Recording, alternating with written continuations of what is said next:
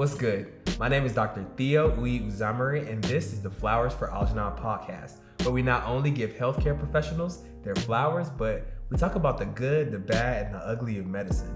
Let's get to it. Tell me who we have with us today.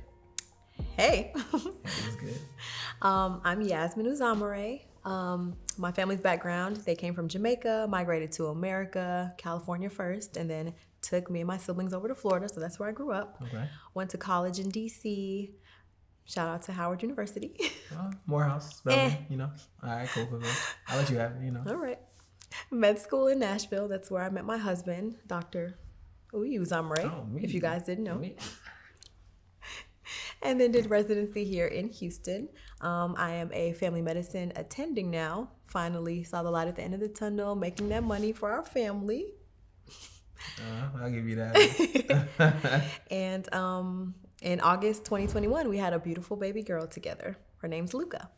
Luca, man, Luca is our world right now, right? So much of what we do kind of is surrounded around Luca. There's a stark difference between when we didn't have a baby as to when we have a baby now. It's funny, I was just watching a video this morning about this woman who said she was like 55 and she said she chooses not to have kids and all the amazing things about not having kids. And I was like, man, you're right. but nah, Luca is amazing. So tell us a little bit about, the story leading up to Luca. Yeah, so we got married, as you know, you were there, December 31st, 2018. And I started residency that following June. So we decided, okay, we're going to get to know each other better, live together. And then after that, we'll think about babies. So we waited. And about a year and a half or 2 years in, we were like, okay, seems like now's a good time to start to build our family. So we got to it. What was surprising was that we got pregnant pretty immediately. I thought there was going to be like some sort of wait or just a whole process to get there, but it happened quickly and it happened easily. So that was like a good sign for us. We were like, okay, this is great. We're going to do exactly what we wanted to do. We found out pretty early that we were pregnant. You were big on tracking my cycles. You were probably better at it than I was. So we knew pretty early on, about 3 weeks in, that we were pregnant, and we were really excited. It was really exciting, especially to see you checking on me every day, like touching my little belly. I guess that was just my belly because the baby at that point was like the size of a mustard seed. So there was nothing you were really touching, but it was exciting to see you in that role. And we just were going about the pregnancy just like how, you would think you would go about it. Mm-hmm. I was super excited, started a baby registry looking at baby names. My mom and my sister knew, and then your mom and your sisters knew. So I was able to tell the people closest to me. And that was a really exciting time for us. But then there was one day, you were there, we had a miscarriage. I remember the date. It was actually your sister's birthday. So it was a Wednesday. It was in September. I actually got this ring to like commemorate that without trying to be like super weird about it, but it was a loss. Tell me about that day, like what actually happened. So I was at home, you were at work. I was just studying. I had like the morning off to study, and then I had clinic in that afternoon. I was sitting in the bed, and I was just like, something just didn't feel right. Like, I've never been pregnant before. I don't know what it's supposed to feel like, but today just didn't feel right. But I was like, I don't know. Having cramps, like having belly pains is probably normal in pregnancy. So just go about the day. Studied, went to work. When I got to work, I was having some pretty intense pain. And I was like, okay, so cramps, they say cramps are normal during early pregnancy, so it's probably fine. It was so bad that I remember a patient of mine, she was like, are you okay? You're like kind of bent over in pain. And I was like, yeah, I'm having a lot of stomach pain. And full disclosure, I didn't know this woman. Like, this is my first time meeting her. I'm like 4 or 5 weeks pregnant, and I'm just having a lot of pain. And she prayed with me in the room. Even though this visit was about her, She was just like, everything's going to be fine. Everything's going to turn out how it's supposed to be. And congratulations, because, I have been trying for years to get pregnant. So congratulations to you, and everything's going to be okay. So I felt better. I went to the bathroom. I went like looking for blood because like as a doctor, you know what the signs are of losing a baby, having a miscarriage, and I didn't see that. So I was like, okay, this woman just prayed with me. She reassured me. There's no blood here. I'm fine. Yeah. So I left work that day, still in a lot of pain, but I was like, it's okay. It's probably just normal twinges of pregnancy. So I drove home, still in pain. I parked in our parking garage, and I got out of the car, and I just felt this gush, this big gush, and I was like, everything's not okay. I walked that long walk from the hallway, from the garage to our apartment. I opened the door. You were so happy. You were so excited to see me. You're like, hey, how's your day? How's the baby? And I just stood there, and I was like, I think we just lost our baby. I remember you did. I don't even think you shed a tear.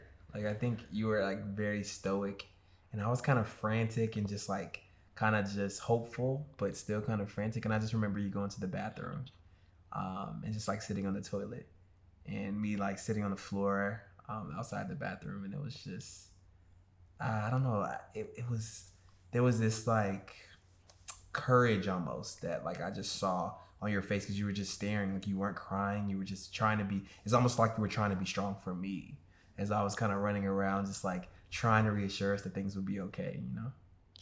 Yeah, you were pretty hopeful. You were like, oh, bleeding happens, bleeding is okay, let's just go get it checked out. But I was pretty convinced that what I saw was like our baby, you know? Yeah.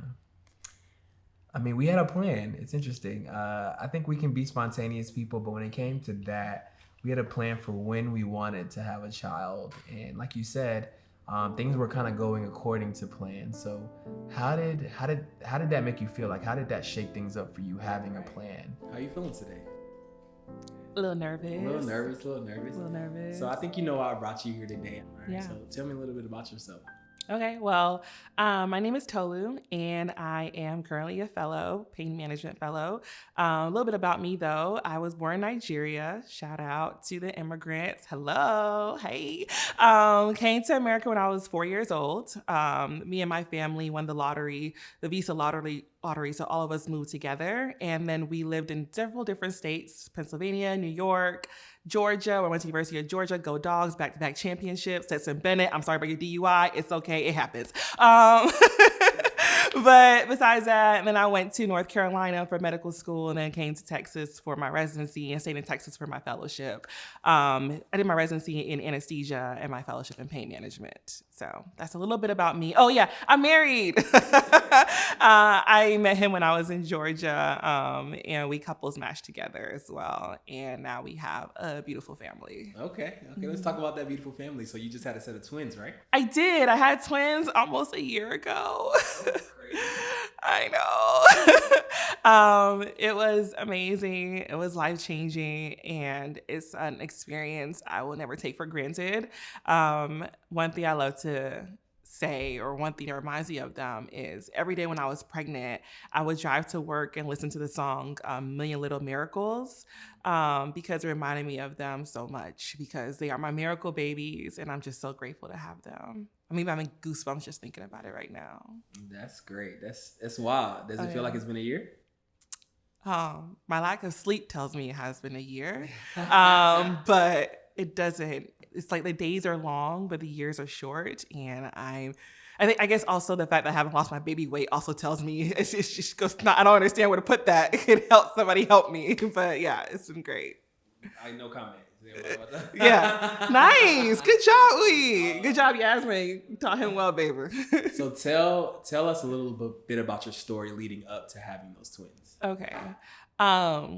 So we were married in 2018, and so my husband and I, because we were long distance for the past 4 years before then, because he was in Georgia and I was in North Carolina, so we're all long distance. We wanted to kind of take our time before we started a family. So I always say that we had an intentional wait and then we had a God-given wait. Our intentional wait lasted until I think 2020. We were like, okay, sure, let's consider starting a family. And I guess the medical personnel in me was like, all right, this can't be that hard. I'm a woman. I ovulate around day 14. If I'm -3 +3, I think if I do the do around that time, I should have some babies. And then that's what we just kept on doing. And it just wasn't working. And, I'm laughing now, But I can't tell you how much money I spent on pregnancy tests and how heartbreaking it was, how each and every single time it was negative. You start to monitor your cycle almost like, what's the word? English is not my first language. In a manic type of way. It's like the apps tell you, try these days, and like by this time you have these symptoms. I think it came to a point where I thought I was creating symptoms in my head of like, maybe I'm pregnant, but I never really was. I just never was. And as a woman, you start to think, is my body just not right?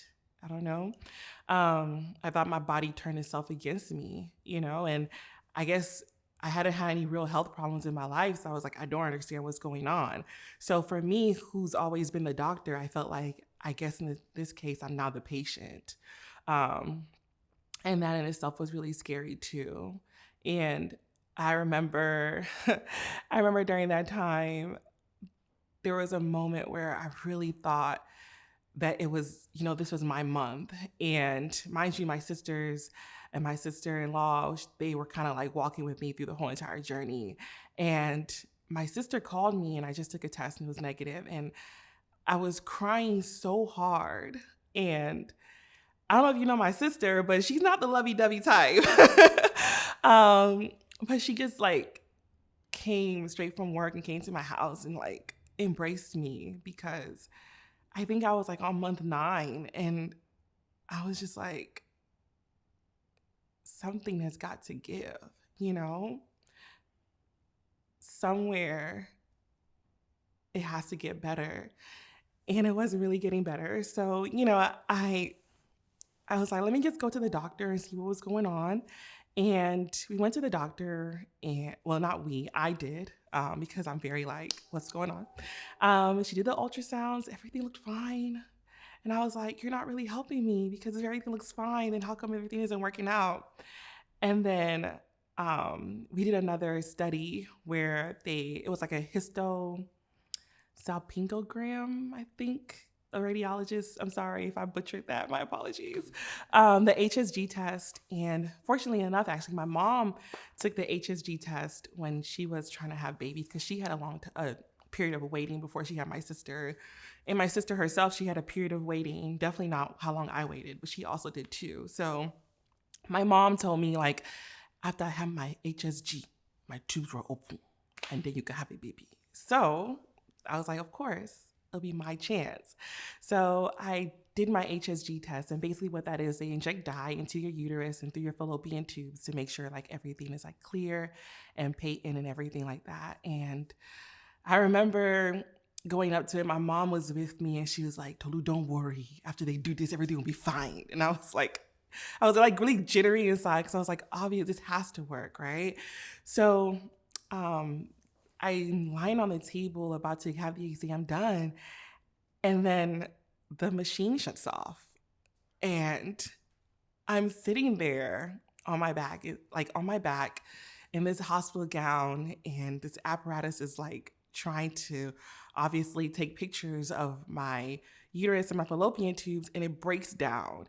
And I just sat there and I was just like, God must really hate me. God must really just not want things to work out. And even the tech was like, wow, this never happens. I was like, of course it never happens, but it happens to me, right? Luckily, they were able to kind of restart the whole machine, the x-ray machine, and they got the images, and the radiologist comes to me and she's like, everything looks great.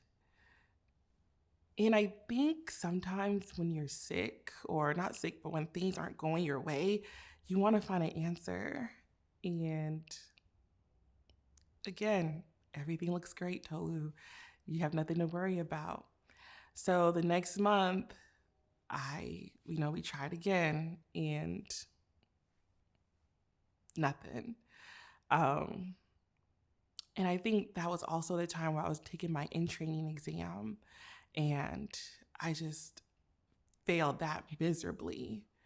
And it was in that moment where I really felt like God has stripped me of everything I thought I was, because not only could I not do my womanly duty and become a mother, I also couldn't do my duty as a physician because I was failing. And I had never failed before at anything. And I was failing miserably. And even my marriage, I felt like I was failing, because at the end of the day, it was just like, we're not doing what we're supposed to do. And of course, there's pressure outside, there's pressure to, be a mom, be a doctor, balance it all together. And I wasn't balancing it or anything at all. And I remember sitting down in my hallway and just crying to the point where I felt like I couldn't even breathe, because I guess maybe I'm weak, but I just didn't know how to handle it. And I did it. And I felt like I, in a way, was just useless. And I know people are probably like, wow, Tolu, that's a lot. But when you live your life with so many expectations, and when you're not able to fill those expectations, it just kind of gets you. And I guess I'm getting emotional because a lot of times I put all this stuff behind me because, you can smile through it. But kind of facing it head on is kind of hard. So I'm facing it head on right now. And I also thought it was really interesting because me and there was like a pregnancy pact that we had made. And it was really beautiful to see how everyone else was like getting pregnant. And I was just there waiting, celebrating, of course, because it's fun, it's beautiful, but just waiting. So after all this, we went back to my OB and she was like, okay, I want to try you on Clomid. And I was like, okay, let's do it again. So we tried Clomid. That didn't work. We didn't even try the IUIs because I was just like, there's just no point.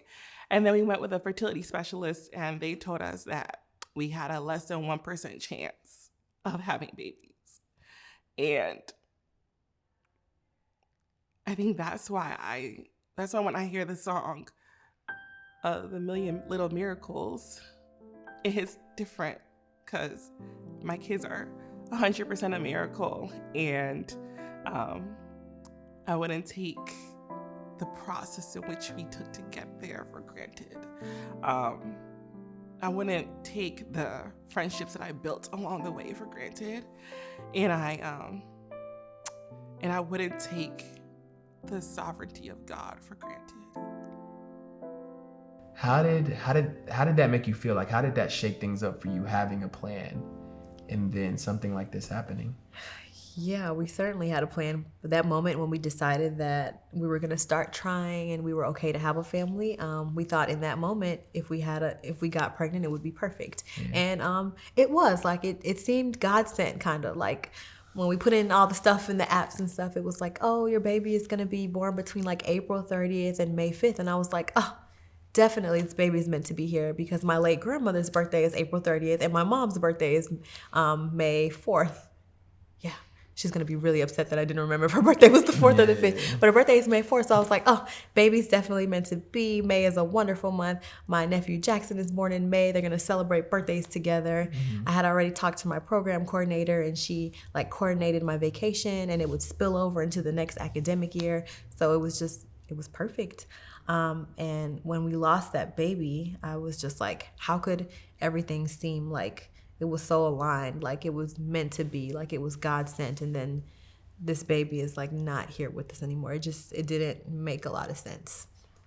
Yeah, it was definitely not in the plan. But when we decided we healed and we were okay to try again, we did, and we got pregnant pretty immediately again, which was a blessing because I know it takes time. But it was different, right? It was different. It was different, I think. You just kind of explained and expressed how excited I was every single day, even early on in that pregnancy, because I think we lost that pregnancy at about 7 weeks. And I remember not being excited. Like I wasn't as hopeful because in my head I was like, that same thing could happen again. And I don't want to feel like I'm putting, all my emotions are on my eggs here when like who knows what's gonna happen. Like you didn't start a registry this time early on. Like it felt like I almost felt bad like later on in the pregnancy, right? Because I felt like, man, we're not giving this baby the attention that we did the last just because we're not being hopeful, like we're not being faithful kind of thing. I don't know. Yeah, I felt in the beginning pretty detached. Like I was still doing the things I needed to do. Like I'm going to take my prenatals because I care about your well-being, but I don't have this like emotional attachment like I did to the previous pregnancy, because if something happened, I didn't want to feel that pain again. So like I didn't start a registry. We didn't tell our parents until we were 12 weeks. We didn't really tell anybody that we were pregnant. I didn't buy anything for Luca until she was maybe 25 weeks. I hadn't even bought anything for her. And later on, when I saw my belly grow and I was able to feel her kicks and look at her heartbeat and look at her ultrasounds, I was like, I'm sorry that I apologized to her, even though she wasn't out here. I was like, I'm sorry that I wasn't as excited as maybe I should have been, but I was just worried. Yeah. How quickly did you go back to work after the miscarriage? Let's start off with introducing yourself. Tell us a little bit about yourself. So I'm Jasmine Pendergrass. I am a pediatric chief resident. I'm in Texas. Originally from North Carolina. Went to college in North Carolina, med school in South Carolina. I love my family. I come from a really great family. My parents did foster care since I was the age of 7. So I've had about 50 foster brothers and sisters throughout my life. And so that kind of propelled me into the world of pediatrics. I love working with kids. I am married to my husband, Christian. We got married last year in 2021. So I guess a little bit over a year and some change. And we recently had a baby. And so things have been really different for us in Texas because we don't have a lot of family here, but I've made a lot of wonderful friends coming into the residency program. And so I don't regret my decision being in Texas at all. That's good. And congratulations on your baby. Yeah. So tell us a little bit about your little girl. Yeah, so her name is Amila, and it means hopeful and brave. And so her name has a really big meaning because we named her 2 days after she was born, because it was a very, very difficult time for us. And tell me about that. So kind of just give you the backstory of how I delivered my baby Amila. So she was actually due in February, the end of February, and I actually had her December 1st. So how many weeks? How many weeks? Yeah, that she was 28 in 3 days when she was born. Very premature, and she was born at 1 pound and 14 ounces. And so being a pediatric physician, when you hear those numbers of how small your baby is, you have a lot of thoughts that go through your head. And so I remember the day vividly because it just plays in my mind all the time. I was on my way to work to go work as an attending at a hospital that's about 40 minutes from where I stay. And as I was driving to work, I remember just telling myself, something just feels off, right? I mean, I didn't really know what it was. I just remember thinking to myself, I'm not feeling her kick as often as I normally do. And I talked myself out of it over and over again because we hadn't started kick counts yet. And so that was supposed to be my next appointment in like 5 days. Yeah. But you read all the things online and people are saying you're supposed to have your baby kick 10 times in an hour. And so I'm just like, she has not kicked 10 times in an hour. And then I remember the day prior, I had the largest ice cream cone that I had ever had in pregnancy. And she still didn't kick from that. And I remember reading that, give your baby something sweet. You eat something sweet so your baby kind of becomes active, or drink some cold water, lay on your side, do all these things. And I'm just like, she's just not kicking as often. And so still I talked myself out of it because I was reading some forums and people were saying sometimes babies have lazy days. And so I'm like, maybe it's just a lazy day, right? So I convinced myself to still go to work. And as I was walking into the parking lot at the hospital, I stopped. And I had 5 minutes before my shift, and I said, I'm just going to call my OB before I go into the hospital. And I said, I'll be fine with being a few minutes late. I just need some reassurance. So I called my OB, and they said, let me get back to you. She's with the patient. Just tell us what's going on. And I told her, hey, I'm just not feeling my baby kick as often as she normally does. And she said, okay, I'll get back to you. So before I walked into work, I get the phone call. And she says, why don't you just come to the assessment center and get checked out, make sure everything's okay. And I remember saying, can I do this tomorrow? Because I have patients that I have to see, and I don't know who is going to get called in because it's literally 5 minutes before my shift. And the nurse said, no, just come on in today. We just need to make sure everything's okay.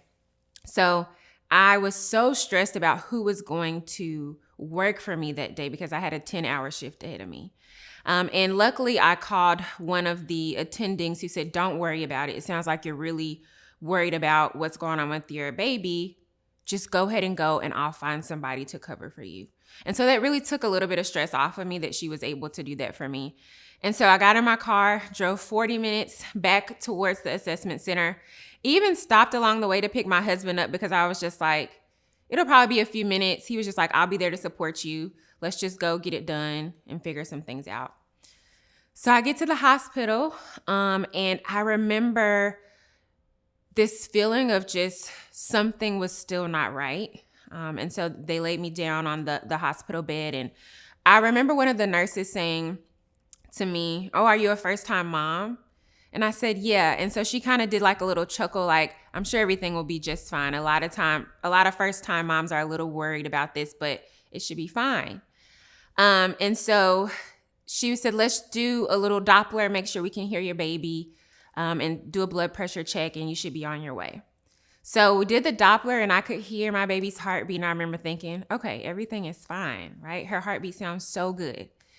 And then she checked my blood pressure, and it was 213/111. And I was just like, that is insane. It was so high that they decided to get another machine because they thought the machine was broken. And so they got another machine, and my blood pressure was going up. It was 215/115. And from that moment on, things just changed. She was just like, I'm putting an IV in you. I'm going to go call the attending. We're calling maternal fetal medicine. We're calling the neonatologist. Like, this is crazy. And so I'm looking at my husband. I'm thinking to myself, like, what is going on? Like, I was coming here to just get a Doppler, hoping everything was going to be okay. And the OB came in, who was not my regular OB. She was the OB on call. And she said, you have two choices. No, she said, there are two things that will happen today. She said, either you will be in the hospital for 6 weeks until you deliver at 34 because you're only 28 weeks. She said, or you're probably going to have a baby tonight. And I was just like, wait a second. Things just went from having a plan to like no plan at all. Fast forward to the MFM doctor coming. She was like, let's just go ahead and do an ultrasound, see how things are going. We did the ultrasound, and she said, this is not good. She said, your placenta now has reverse flow. There's nothing getting to your baby. She said, your baby is now in the first percentile for weight. And I was just like, what's going on? At my anatomy of skin, my baby was in the 50th percentile. And she said, the little bit of oxygen that your baby is getting, she's using it for her brain. She's no longer growing. And it makes me so emotional because I'm like, my baby was inside of me fighting for her life.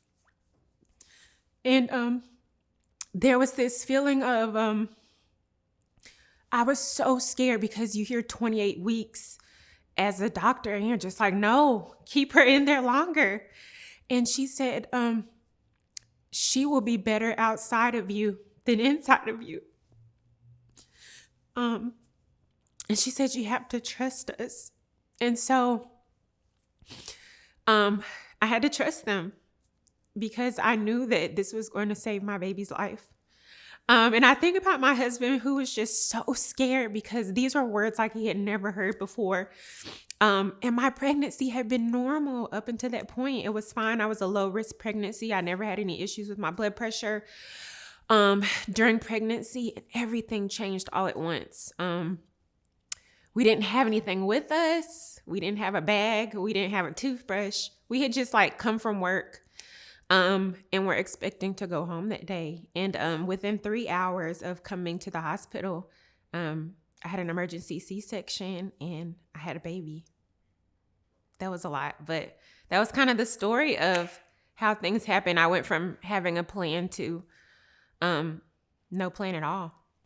Yeah, I mean, you touched a little bit on your husband and how he was, because like you're in medicine and he's not. He's not. And it's so wild because I talked to you the morning, that morning before you, you had your baby. And fast forward, I remember being in the hospital and you were in recovery and the baby was already born and I was with Christian and I just remember the look on his face. Yeah. And I remember texting you and Yas. I was just like, I don't know what's going on. Like, I'm about to have a baby. And I don't know if I ever told you this or told either of you guys this, but thank you for coming to the hospital because, as I mentioned, we have no family here. And once my parents heard the news, they were on the next flight, but it was the next day. And so, like, having people in your circle that were just, like, dropped everything and were just like, we're coming to the hospital. We're going to be there. That meant the world to us, especially for my husband who... You have your baby and you have your wife and you don't know if you can lose both of them in those moments, right? Black women are dying in childbirth. And so I think my husband was in a very, very scary position. Do you save your wife to make sure that she's okay? Do you save your baby? I don't even think we even talked about those things yet, because that wasn't a part of the plan. So we had not talked about my birthing plan. I hadn't even finished writing it yet. This is wild, yeah. So like we can pivot a little bit. So I was the chief of the program before you were. Yeah. And it's a heavy weight. It really is. And did you feel like there was an expectation that despite everything going on that you still had a job to do? Oh yeah. I think that I remember like even during kind of like this third trimester, right? My third trimester had just started and we were kind of thinking about how my maternity leave would look. And I remember an attending telling me, when I was pregnant, I worked up until the last week of pregnancy because I wanted to induce myself. That's what she told me.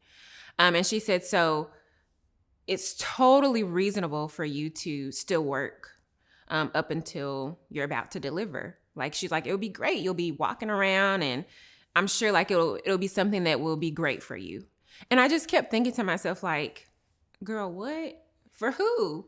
I'm just like, that doesn't seem like something that interests me. Like, what would make me happy is making sure that I have the least stress as possible, being with my family, not being at work, taking care of other people, but actually taking care of myself. And so I just remember her saying that, and I was just like, that is not something that excites me. It's like the opposite. I'm like, that sounds so stressful. And I just remember thinking to myself, like, she has no idea like what that meant for someone to hear. I'm like, I'm glad that worked out for you, but that just doesn't seem to work out for me. And even the night before I delivered, I was working a 9 or 10 hour shift, was supposed to get off at 11. But I was writing notes. There were a lot of patients I didn't get off till 2 a.m. And so I was already running off a little bit of sleep. And then I had to go back to the hospital the next day. And I often think if the stress of that work week contributed to me having a higher blood pressure, I don't know. I can kind of run in circles about what happened, what I could have done differently if just the stress of my job exacerbated my blood pressure. Yeah, I mean, I've asked this question a lot, like, because it's something that I'm actively searching for answers for. What do you think that we as a profession could do better to support moms, like dads, like Christian? Yeah. First, I want to just talk about the dad part and what it means like for someone's partner. My husband is not a big talker or a big communicator when it comes to how he feels, but he often said this, that during the times when we were going to see our baby in the ICU, they only spoke to me. They only looked at me. A lot of times when they found out that I was a doctor, they did not explain things in ways that he could understand. I found myself having to explain things to him on a more basic level, which is also kind of like a burden because it was just like, I don't want to be a doctor in this moment. I just want to be a mom. I want to be a patient. And I found myself interpreting all the numbers and the vitals and the labs and making it easy to digest for my husband because sometimes people just didn't take the time to do that. And we would go home and he would say, I know I don't understand, but I want them to talk to me too. Like, this is my baby too. I want to feel like I'm a part of the decision-making process. And he really wasn't because they didn't make him feel that way. And so I just want to remind people, especially healthcare professionals, that someone's partner is just as important. Dads are just as important. Make sure that you're speaking to them as well. And I do want to take the time to give kudos to those people who would say, after they spoke to me, like, Dad, do you understand? Or Dad, how can I explain this a little bit better so that we're on the same page? I appreciate those people. As for having a baby, I kind of want to piggyback off what Tolu said, that there's just more time.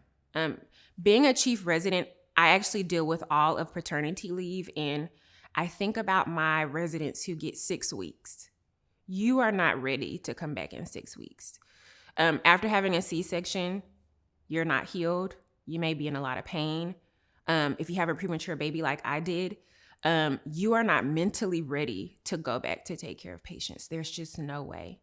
And so time is probably the biggest factor. And I feel like as healthcare professionals, we know that it takes time to heal. We know that it takes time to get back to being your best self, to take care of patients. And it's, to me, more important than the training itself, because if you're not your best self, how can you be prepared to learn, to grow, and to take care of your patients? So we lost that baby on a Wednesday. I called my program coordinator that evening. Didn't go to work Thursday, didn't go to work Friday. What we did, we ended up, it was your idea, it was a really good idea, driving to Dallas just that evening to go be with my family, my sister, my parents, my nephew, just to get our minds away from being here. Yeah. So we didn't go to work. And then I had to go back to work that Monday. My program director gave me a call. He gave me his condolences, but he ended the conversation with, if you need longer than this weekend, you have to have FMLA, you have to go to your OB and get like documentation. So he was firm but fair. Yeah. Tried to be empathetic, but still like having to enforce the rules, because that's what it was. Yeah, I don't know. It really is. It's a struggle for me. How sometimes we don't really support ourselves. You know, like I think being in this profession sometimes is it's hard because you're giving so much of yourself, and it seems like it's a requirement, right? But like, how can you give so much when you're on empty? You know, it's hard. It's difficult. Yeah. Where did you draw support from, you felt like? So I was really open about what happened. Like, while I was in the hospital, I called our closest friends, and they were really empathetic, and I called family, and I told my coworkers so they would know what was going on. And everyone was really supportive. Everyone asked me like what I needed, what they could do. And people even opened up about their past. I had a couple of people tell me that they've had like miscarriages and losses. And that was really helpful to know that I wasn't the only one in the world like going through this, because no one talks about it. People talk about the joy of pregnancy, the beauty of pregnancy, the beauty of having a toddler and a baby. They don't talk about the hard times, like the miscarriages or the sleepless nights or when your toddler is not listening. But I really appreciate all the people that reached out to me and shared their stories to let me know I wasn't alone. Even reaching out to my mom, she told me of her experience. She was like, yeah, this same thing happened, you know, before I had you. And I didn't know that because, like, I guess this was 30 something years ago and she probably didn't even remember.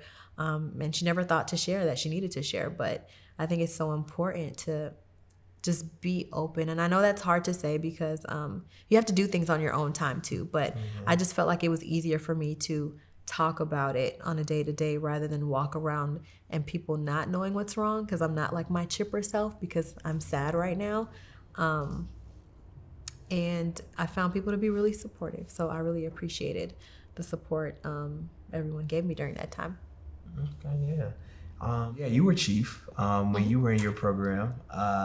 And I think just being in those leadership positions, we can make change. We can make a difference in people's lives. What do you think we could be doing better, right? Like we have to give so much of ourselves to take care of these patients, to save lives, as people say. But a lot of times we're doing that on E. So what do you think we could be doing better? I think whoever finds the answer to that is going to be a very rich person. But there are ways we can improve. Tolu and Jasmine talked about time, and time is just something you can't get back. Those experiences that you have with your newborn or during your pregnancy, that's a big one. One thing that programs can think about is maybe an at-home curriculum for parents, like new moms, That's new good. dads. That's practical. I like that, yeah. So like you're still working, so you're technically not off, but and you can do like modules, you can do like televisits, because after COVID that was a huge thing. So being able to work from home while still being able to take care of your baby, take care of yourself, that's one way we can implement things. And then another one that's easy and everyone can do is just extend grace to people. I did work with an attending. I think it was my first week back, and I think I was a little bit late. It was like our first time dropping Luke off at daycare because your mom was gone, my mom was gone. It was just us and the baby, and I had to go back to work. You had to go back to work, and I was like late. It happens, and I think she told me something along the lines of, I'm not the first parent, or I won't be the only parent, and I'm just gonna have to figure out life with a baby. And I was like, oh wow, you're a mom of however many. Like, you don't understand, you don't remember. I'm sorry that I was late, but I'm just trying to figure it out like everyone else. So just extending grace to people, because you don't know what people are going through, what kind of day they're having. You just be nice.